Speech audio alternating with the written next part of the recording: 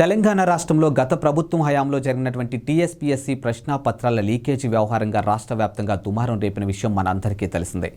ఒక రకంగా నిరుద్యోగులకు, యువతకు బీఆర్ఎస్ పార్టీ పట్ల వ్యతిరేకత పెరగడానికి, ఈ ఎన్నికల్లో బీఆర్ఎస్ పార్టీని ఓడించడానికి కూడా ఈ ప్రశ్నాపత్రాల లీకేజీ వ్యవహారం కారణమైంది అంటే ఆశ్చర్యపోనవసరమూ లేదు.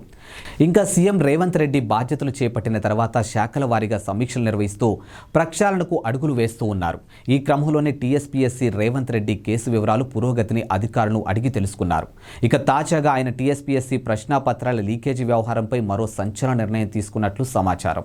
ఇక టీఎస్పీఎస్సీ ప్రశ్నాపత్రాల లీకేజ్పై సీరియస్గా ఉన్నారు రేవంత్ రెడ్డి. దీనిపై సిట్టింగ్ జడ్జిలతో విచారణ జరిపిస్తామని ఆయన వెల్లడించారు. ఇక పోటీ పరీక్షల నిర్వహణలో గతంలో జరిగినటువంటి వైఫల్యాలపై విచారణ చేయిస్తానని రేవంత్ రెడ్డి పేర్కొన్నారు. దీనికోసం జడ్జిని కేటాయించాలని కోరుతూ రాష్ట్ర ఉన్నత న్యాయస్థానానికి లేఖ రాయనున్నట్టు తెలిపారు. టీఎస్పీఎస్సీ ప్రశ్నాపత్రాల లీకేజీ వ్యవహారంలో గతంలో రేవంత్ రెడ్డి అనేక మార్లు ఆరోపణలు చేశారు. ఇక సిట్ విచారణకు కూడా ఎదుర్కొన్నారు. మంత్రి పిఏగా పనిచేసినటువంటి వ్యక్తి లీకేజీ సూత్రధారి అని రేవంత్ రెడ్డి సంచలన ఆరోపణలు చేశారు. నాటి తెలంగాణ సీఎం కేసీఆర్కు బహిరంగ లేఖను కూడా రాశారు. ఈ క్రమంలోనే రేవంత్ రెడ్డి ఈ వ్యవహారాన్ని అంత ఈజీగా వదిలిపెట్టేలా లేరని తెలుస్తోంది. అందులో భాగంగానే ఈ ప్రశ్నాపత్రాల లీకేజీ వ్యవహారంలో సిట్టింగ్ జడ్జిలతో విచారణ జరిపించాలని రేవంత్ రెడ్డి భావిస్తున్నట్లు సమాచారం.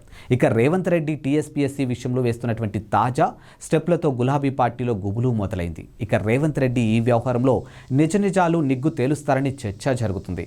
ఇది తిరిగి కేటీఆర్ మెడకు చుట్టుకుంటుందన్న ఆందోళన గులాబీ నేతల్లో వ్యక్తమవుతోంది.